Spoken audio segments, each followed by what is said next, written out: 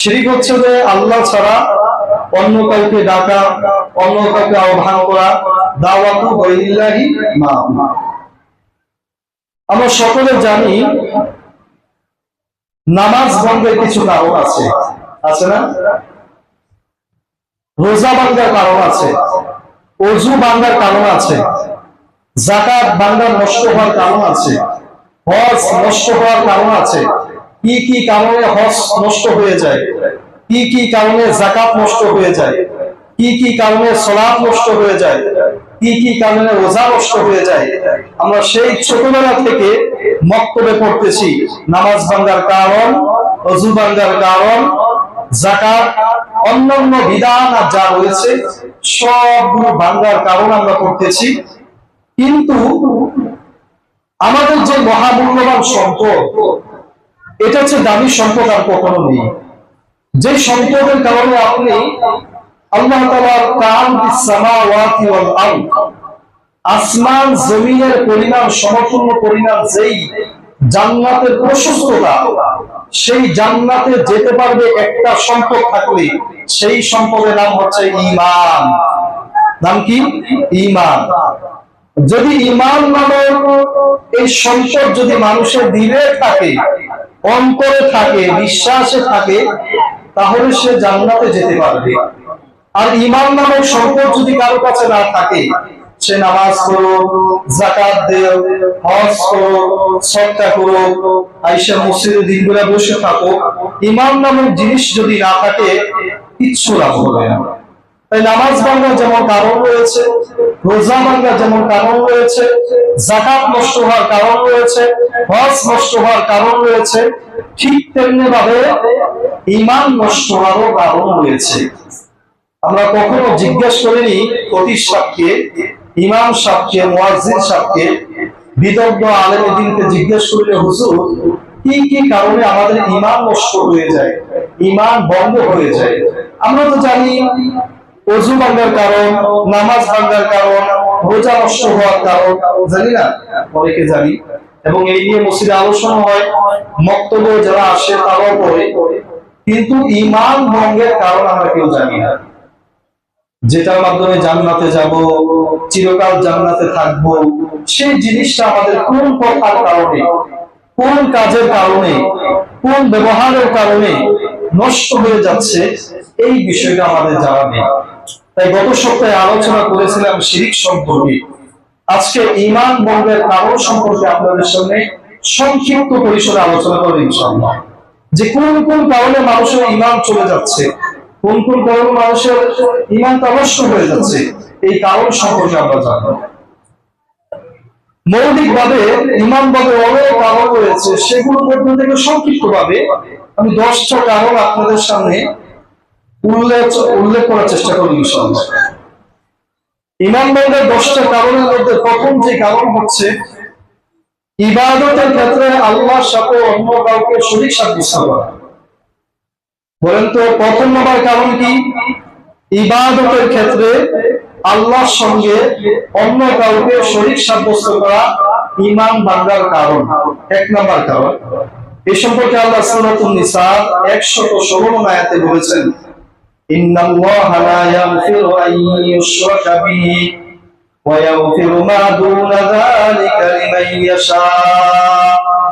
আল্লাহ বলেন, নিশ্চয়ই যারা শরীক করে আমার সাথে, আমি তাদের কোনো গুনাহ ক্ষমা করে দিব না। যদি কেউ আমার সাথে শরীক করে, তার যত গুনাহ করে সমস্ত গুনাহ আমি মাফ করে দিব, কিন্তু শিরক কখনো আমি মাফ করব না। অত্যন্ত জঘন্য এবং অত্যন্ত মারাত্মক একটা বেদী শিরক, গত সপ্তাহে আলোচনা করেছিলাম। তাহলে প্রথম যে কারণ, এটা আমরা কোরআন থেকে নিলাম, 2টা সোর্স থেকে নিলাম, একটা হচ্ছে কোরআন আর একটা হচ্ছে সুন্নাহ। আমাদের উৎস কয়টা? 4টা। একটা হচ্ছে ইজমা, কোরআন, সুন্নাহ, ইজমা, কিয়াস। এর মধ্যে থেকে 2টা বিষয় নিয়ে আপনাদের সামনে কথা বলবো, একটা হচ্ছে কোরআন আর একটা হচ্ছে সুন্নাহ। কোরআনকে যখন আমরা প্রশ্ন করেছি, কোরআন তুমি বলো তো আল্লাহর সাথে যদি কেউ শিরক করে তাহলে তার পরিণতি কি হবে? কোরআন বলেছে যে ইন্নাহু মাইয়ুশরিক বিল্লাহ ফাকাদ হারামাল্লাহু আলাইহিল জান্নাহ ওয়া মাওয়াহুন নার। নিশ্চয়ই যেই ব্যক্তি আল্লাহর সাথে শিরিক করবে তার ঠিকানা হবে জাহান্নাম, জান্নাত তার জন্য হারাম হয়ে তার ঠিকানা তার জাহান্নাম হয়ে যাবে। কোরআন আমাদেরকে বলেছেন। আচ্ছা, আমরা হাদিসকে জিজ্ঞেস করি রাসূলের হাদিসের মধ্যে শিরিক কি, ইবাদতের মধ্যে শিরিক কি? তখন আমরা সুনান তিরমিজির মধ্যে আমরা শিরিক সম্পর্কে পেয়ে রাসূল সাল্লাল্লাহু আলাইহি ওয়াসাল্লামের এক প্রসিদ্ধ হাদিস রয়েছে। হাদিসটি বর্ণিত রয়েছে আদি ইবনে হাতেম, আপনারা নাম শুনেছেন হাতেম তাই, অনেক বেশি দানবিক ছিল, অনেক বেশি মানুষকে সম্পদ দান করত। এই হাতেম তাই ছেলের নাম হচ্ছে আদি। আদি ইবনে হাতেম তাই থেকে বর্ণিত, তিনি বলেন হিনা সামিয়া রাসূলুল্লাহ সাল্লাল্লাহু আলাইহি ওয়াসাল্লাম ইয়াকরাউ হাযিহিল আয়াতাল কারীমা, আমি আল্লাহ হাবিব সাল্লাল্লাহু আলাইহি ওয়াসাল্লামকে যখন এই আয়াতটা পড়তে শুনেছি, আয়াতটা কি, ইত্তাখাযু আহবারহুম ওয়া রুহবানাহুম মিন দুনিল্লাহ, যারা আল্লাহকে বাদ দিয়ে, আল্লাহকে পরিত্যাগ করে পণ্ডিতদেরকে, ইবাদত গুলাদেরকে গ্রহণ করে নিয়েছে রব হিসাবে। এই আয়াত যখন আল্লাহর হাবিব পাঠ করেছে, তখন আমি বললাম ইয়া রাসূলুল্লাহ ইন্নাহুম লাম ইয়াবুদুহুম, তারা তো কখনো তাদের ইবাদত তাদের পণ্ডিতদের করে না, তারা তাদের আবেদদের পূজা করে না, উপাসনা করে না। তখন রাসূল বললেন বালা, হ্যাঁ অবশ্যই তারা পূজা করে। কিভাবে? যে তাদের যে পণ্ডিতরা রয়েছে, এই পণ্ডিতরা যখন আল্লাহ তাআলার কোনো বিধান, যেটা আল্লাহ হারাম করেছে, কিছু কিছু বিধান আল্লাহ হারাম করেছে, এই পণ্ডিতরা এই বিধানগুলোকে হালাল বৈধ সাব্যস্ত করে জনসাধারণের মাঝে প্রচার করে দিয়েছে এবং জনসাধারণ সেগুলো অনুসরণ করে দিয়েছে।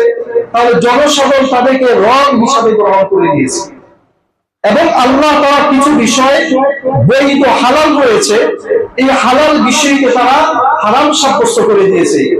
যেইভাবে তারা যখন হারাম সাব্যস্ত করেছে, তখন জনসাধারণ তাদের এই বিষয়গুলো অনুসরণ করেছে। তাহলে এই অনুসরণ করার মাধ্যমে তারা তাদের ইবাদত করেছে। এটাই হচ্ছে পূজা। বিষয়টা আরো ক্লিয়ার করলে বলে আপনি বুঝতে পারবেন, খ্রিস্টান এবং ইহুদিদের মধ্যে যারা পণ্ডিত ছিল, যারা ধর্ম যাজক ছিল, তারা আল্লাহ তাআলার বিধান, কিছু কিছু বিধানকে তারা, যেগুলো হালাল ছিল, এই বিধানগুলোকে তারা মানুষের সামনে হারাম হিসেবে পেশ করেছে। তারা বলেছে যে এটা আল্লাহ হারাম করেছে। তারা বিভিন্ন ব্যাখ্যা বিশ্লেষণের মাধ্যমে মানুষের কাছে হালাল হিসেবে পেশ করেছে। মানুষ ওই বিষয়টাকে গ্রহণ করত এবং তাদের বিষয় অনুযায়ী আমল করত। এই জিনিসটাকে আল্লাহ রাসূল বলছে ইবাদতের ক্ষেত্রে শরীক করেছে। রব তো তিনি, যিনি সবকিছু প্রতিপালন করেন, সেই রবের আনুগত্যকে বাদ দিয়ে, সেই রবের ইবাদত বাদ দিয়ে ধর্ম যাজকরা, পণ্ডিতরা যে বিধান আইন প্রণয়ন করেছে, সেই বিধান জনগণ মেনেছে আর তারা সেগুলো তাদের মধ্যে বাস্তবায়ন করেছে। জনগণ তাদের বিধান মেনে কুফরির মধ্যে লিপ্ত হয়ে গিয়েছে। তারা আল্লাহর বিধান পরিবর্তন করার কারণে তারা কুফরির মধ্যে লিপ্ত হয়ে গিয়েছে। এটাই হচ্ছে ঈমান ভাঙার একটা কারণ। এটাকে আরো খণ্ডনখোলাভাবে আপনি বুঝলেন, একমাত্র বিধানদাতা, একমাত্র ক্ষমতাদাতা, আইনদাতা তিনি কে? আল্লাহ। ইনিল হুকমু ইল্লা লিল্লাহ। আল্লাহ একমাত্র আইনদাতা, তিনি একমাত্র বিধানদাতা। তিনি দুনিয়া সৃষ্টি করেছেন, আসমান সৃষ্টি করেছেন, তিনি আইন দিবেন। এটাই সেই বিষয়। তো যখন পৃথিবী আল্লাহ সৃষ্টি করলেন, এখন কিছু মানুষ তারা নিজেরা আইন বানিয়ে সমাজের মাঝে প্রচার করছে, রাষ্ট্রের মাঝে প্রচার করছে এবং জনসাধারণের মাঝে সেগুলো চাপিয়ে দিচ্ছে। আর মানুষ সেই আইনগুলো গ্রহণ করছে। গ্রহণ করার মাধ্যমে আল্লাহর বিধানকে বাদ দিয়ে মানব রচিত আইন দ্বারা সংসদ পার্লামেন্ট করে পরিচালনা করতেছে আর মানুষ সেগুলো অনুসরণ করতেছে আর তারা এগুলো মানুষের উপর চাপিয়ে দিয়েছে। তাই কারণে মানুষ ও মুশরিকের মধ্যে, শিরকের মধ্যে লিপ্ত হয়ে গিয়েছে। তারা প্রভুত্ব হিসাবে গ্রহণ করে নিয়েছে। এটাই আদি ইবনে হাতেম, যখন তিনি তো খ্রিস্টান ছিলেন আগের যুগে, যখন রাসূল বললেন যে তারা তাদের পণ্ডিতদের ইবাদত করতেছে, তারা তাদের পণ্ডিতদেরকে রব হিসেবে গ্রহণ করে নিয়েছে, অতএব এমন যদি কেউ ভবিষ্যতে এসে তার কোন নেতাকে নেতৃত্বকে রব হিসাবে গ্রহণ করে নেয়, প্রভু হিসাবে গ্রহণ করে নেয়, তাহলে সে কুফরের মধ্যে, শিরকের মধ্যে লিপ্ত হয়ে গিয়েছে। এটাই হচ্ছে ঈমান ভঙ্গের একটা কারণ। তাহলে প্রথম ঈমান ভঙ্গের কারণ কি বলেছি? ইবাদতের ক্ষেত্রে আল্লাহ তাআলার সাথে অন্য কাউকে শরীক সাব্যস্ত করা। আল্লাহ একমাত্র বিধানদাতা, কিন্তু সেই বিধানদাতা দিতেছে অন্যজনে, এই বিধান করার কারণে তারা কুফরের মধ্যে লিপ্ত হয়ে গিয়েছে। 2 নম্বর, বান্দা ও আল্লাহর মাঝে মধ্যস্থতা সাব্যস্ত করা। ঈমান বান্দার দ্বিতীয় কারণ হচ্ছে বান্দা আল্লাহর মাঝে মধ্যস্থতা সাব্যস্ত করা। এটা কিভাবে? এই কুফরে নিমজ্জিত ছিল মক্কার মুশরিকরা। কিভাবে ছিল? মক্কার মুশরিকরা বলতো, আমরা অত্যন্ত পাপী, আমরা পাপ করি, আমরা গুনাহ করি, আমাদের কথা আল্লাহ কখনো শুনবে না, আমাদের কথাগুলো আল্লাহ কখনো শুনবে না, আমরা ডাক দিলে আল্লাহ সেগুলো গ্রহণ করবে না। আমাদের এই যে মূর্তিগুলো আছে না, এরা হলো আমাদের মাবুদ।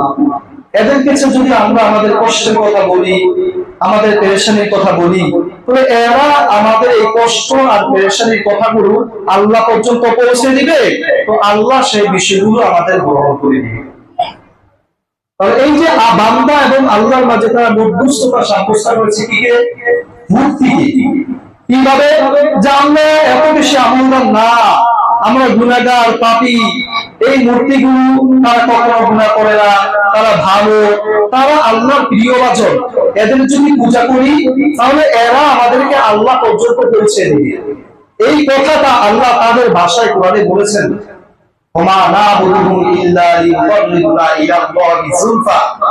মুশরিকরা বলতেছে আমরা এদের পূজা করি যাতে তারা আমাদেরকে আল্লাহর নৈকট্য পৌঁছে দেয়, আল্লাহর কাছে আমাদেরকে পৌঁছে দেয়, এই জন্য এদেরকে আমরা পূজা করি, অন্য কোনো কারণে পূজা করি না। তাহলে মুশরিকদেরকে যদি আপনি জিজ্ঞেস করেন, হিন্দুদেরকে তোমাদের রব কে, কখনো তারা বলবে আমাদের রব হচ্ছে আল্লাহ। তোমাদের মালিক কে, বলবে আল্লাহ, সব করে আল্লাহ। কিন্তু এদের পূজা করো কেন?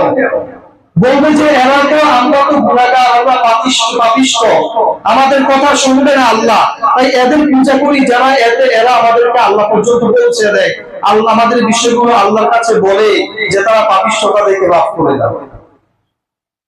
এটা হচ্ছে তাদের বিষয়টা। আল্লাহ বলছেন এইভাবে,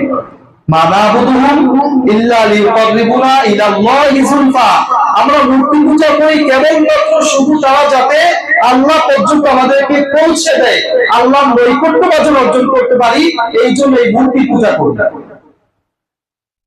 এখন বর্তমানে কিভাবে হচ্ছে? যেমন মনে করেন যে আমরা সাধারণ মানুষ, কোরআন পড়ি নাই, হাদিস পড়ি নাই, আমল সম্পর্কে বেশি একটা জানি না, তো আমাদের এলাকার ওই ব্যক্তি অনেক বড় বুজুর্গ, আল্লাহওয়ালা, বিশ্বাস। তো বুজুর্গ যেহেতু আল্লাহওয়ালা, সে বিশ্বাস, তিনি আল্লাহ নৈকট্য অর্জন করছেন, তিনি অনেক বেশি আমল করেন, আমি পাপিষ্ঠ, আমি গুনাহগার, আমি আল্লাহকে ডাকলে আল্লাহ শুনবেই আমার কথা।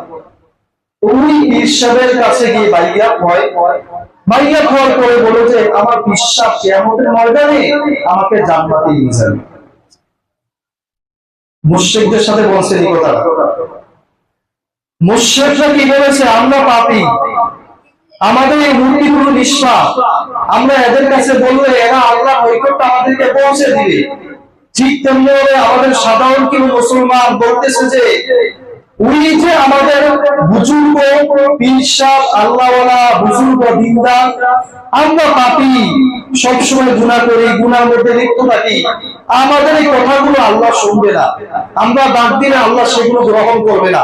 অতএব এই পীর সাহেবের কাছে যাই, পীর সাহেবের হাত ধরলে পীর সাহেব কিয়ামতের ময়দানে আমাদেরকে জান্নাতে নিয়ে যাবে। এই যে আকীদা, ইসলাম পরিপন্থী একটি আকীদা। যদি সে বলতো আমি কোরআন পড়ি না, হাদিস পড়ি না, বেশি আমল করতে পারি না, আমাদের যে বুজুর্গ আছে, পীর সাহেব আছে, আল্লাহওয়ালা, তিনি অনেক বেশি আমল করে, তাহাজ্জুদ করে, বিভিন্ন সালাত আদায় করে, তো আমি তার কাছে যাই, গিয়ে জিজ্ঞেস করি আপনি কি আমলের মাধ্যমে আল্লাহর নৈকট্য অর্জন করেছেন, কোন আমলের মাধ্যমে আল্লাহর প্রিয়ভাজন হয়েছেন, ওই আমলগুলো আমাকে বলে দেন, আমি আমলগুলো করে করে আল্লাহকে ডাকি, এরপরে আল্লাহর নৈকট্য অর্জন করি। এটা ভালো, বুঝলেন বিষয়টা? এইটা ভালো, কিন্তু ওইটা খারাপ, যেটা আমি কিছু বুঝি না, আল্লাহ আমার কথা শুনবে না, আল্লাহ আমার ডাক শুনবে না, আল্লাহ আমাকে মাফ করবে না, ঈশ্বরকে না বললে আল্লাহ আমাকে ক্ষমা করবে না, এটা কুফরি। এটাই মানবের কারণ। ওমা ইয়াবুদুনা, আল্লাহ তাআলা কোরআনে এক আয়াতে বলেছেন, ইয়াবুদুনা মিন দুনিল্লাহি মা লা ইয়াদুররুহুম ওয়া লা ইয়ানফাউহুম, যে এই মক্কার মুশরিকরা তাদের পূজা করে, অথচ এগুলো কোনোদিন তাদের অপকারও করতে পারে না, উপকারও করতে পারে না।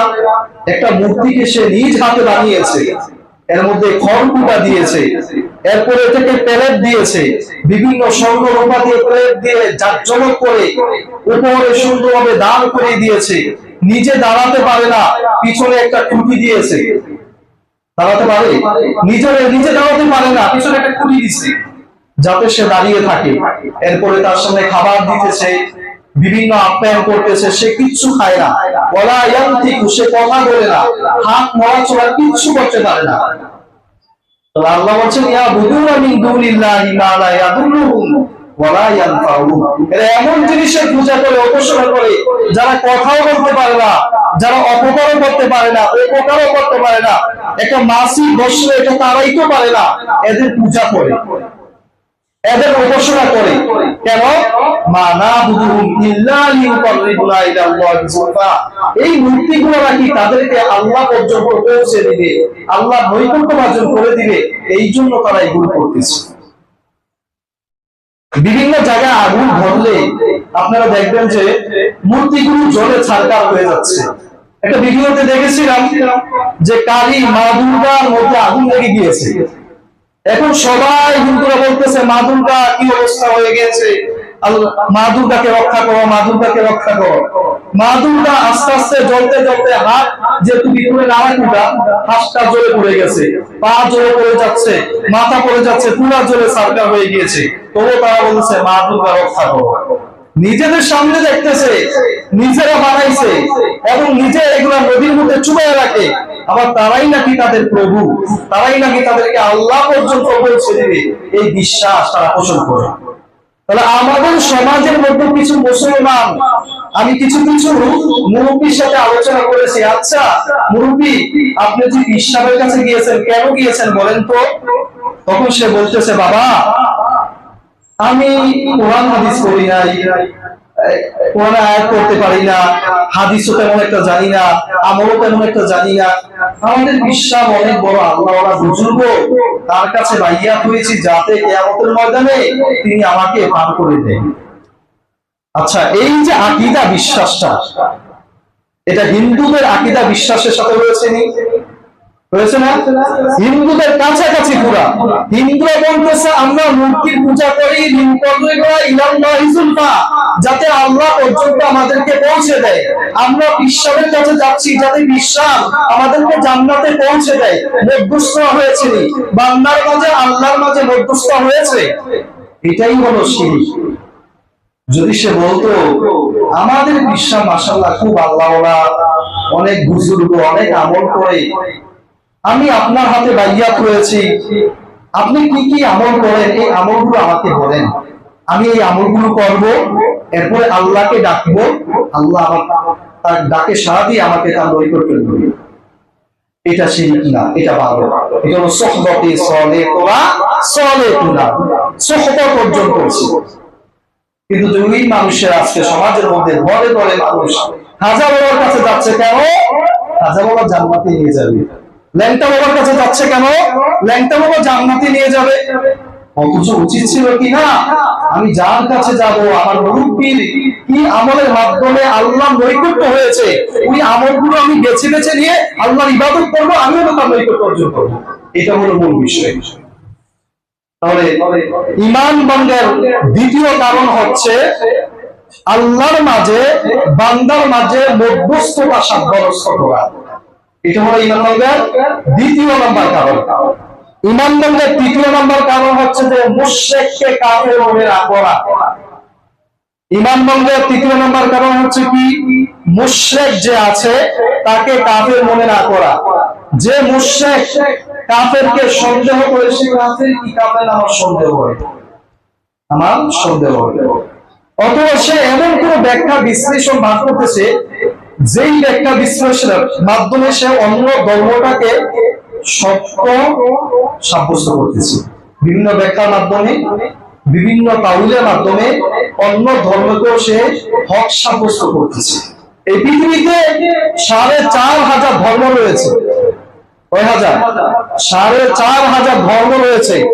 এই ধর্মগুলোর মধ্য থেকে একটা ধর্ম হচ্ছে সত্য ধর্ম, সেই ধর্মের নাম হচ্ছে কি? ইসলাম ধর্ম। আল্লাহ বলছেন কোরআনে সূরাতুল আল ইমরানে বলছেন, ইন্নাদ দীনা ইনদাল্লাহিল ইসলাম, আল্লাহর কাছে মনোনীত একমাত্র কেবলমাত্র ধর্ম হচ্ছে ইসলাম। এরপরে আল্লাহ আরো বলছেন, ওমাই ইয়াবতাগি গায়রাল ইসলামি দীনান ফালা ইউকবালা মিন, ইসলাম ছাড়া অন্য কোনো ধর্ম যদি কেউ অনুসন্ধান করে, ওই ধর্ম তার থেকে কবুল করা হবে না পশ্চিমকালে।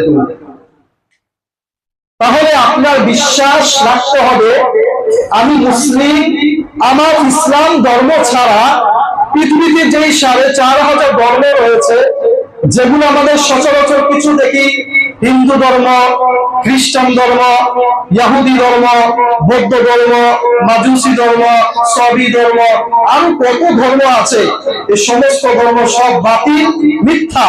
একমাত্র সত্য ধর্ম হচ্ছে ইসলাম।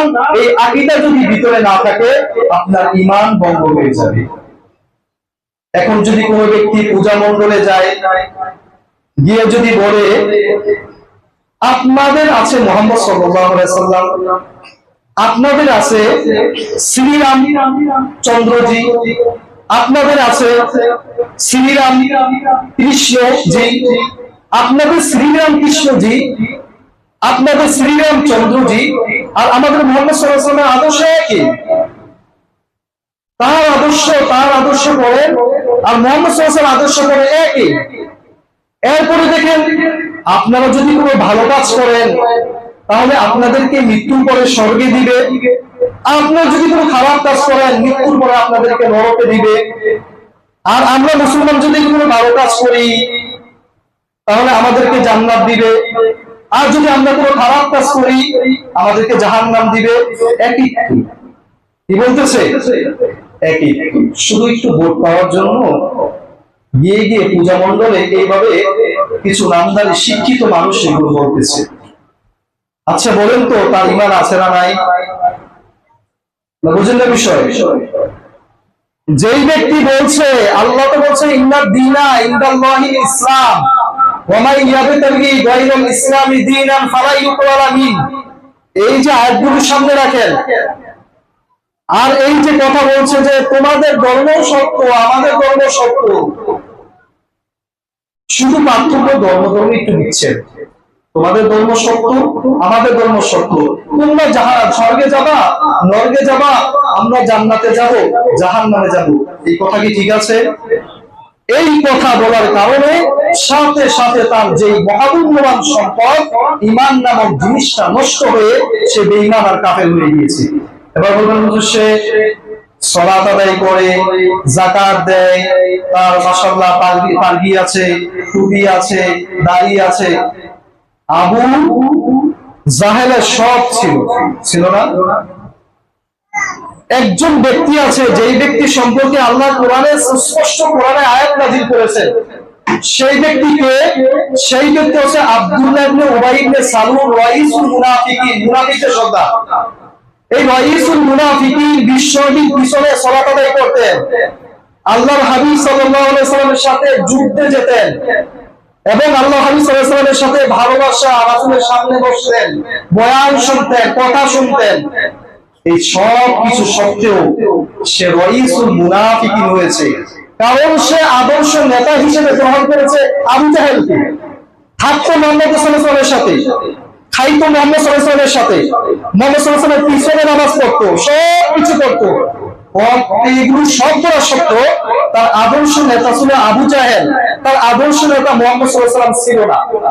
তো এই যে রাইসুল মুনাফিকিন, রাসূল আমার মতো ইমামের পিছনে, আবু হুজুরের পিছনে নামাজ পড়ে নাই, বরং রাসূলের পিছনে নামাজ পড়ছে, এটা থাকা সত্ত্বেও সে রাইসুল মুনাফিকিন হয়েছে। কেন? মুনাফিকির কারণে।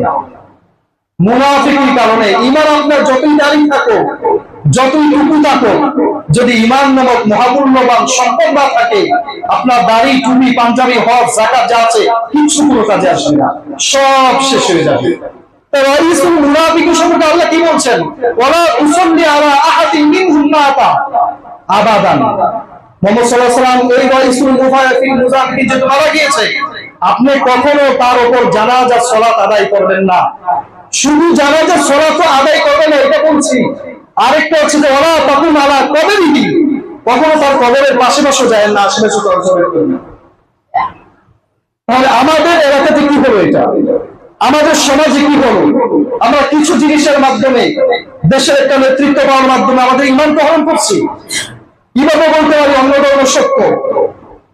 অতএব পৃথিবীতে ইসলাম ধর্মই সত্য, অন্য কোনো ধর্ম সত্য না। যদি তারা এই সমস্ত বিষয়গুলো বলে পূজা মণ্ডলে গিয়ে যে তোমাদের ধর্ম সত্য, আমাদের ধর্ম সত্য, তাহলে তার ঈমান চলে গিয়েছে। তো আজকে সংক্ষিপ্ত সময়ে আপনারা যে আগে আসতেন, ঈমান ভঙ্গের 10টা কারণ নিয়ে বলছি আলোচনা করব। মাত্র 3টা কারণ বলেছি। প্রথম কারণ বলেছি ইবাদতের ক্ষেত্রে আল্লাহর সাথে শরীক সাব্যস্ত করা ঈমান ভঙ্গের কারণ। 2 নম্বর বলেছি আল্লাহর সাথে বান্দার মাধ্যমে মধ্যস্থের সাথে সাব্যস্ত করা ঈমান ভঙ্গের কারণ। 3য় নম্বর বলেছি কোন কাফেরকে, কোন মুশরিককে কাফের মনে না করা, সে কুফরি করেছে। আল্লাহ তাআলা কথাগুলো বোঝার তৌফিক দান করুন। আল্লাহ তাআলা আমাদের ঈমানকে হেফাজত করার তৌফিক দান করুন। ওয়া আখিরু দাওয়ানা আলহামদুলিল্লাহি রাব্বিল আলামিন।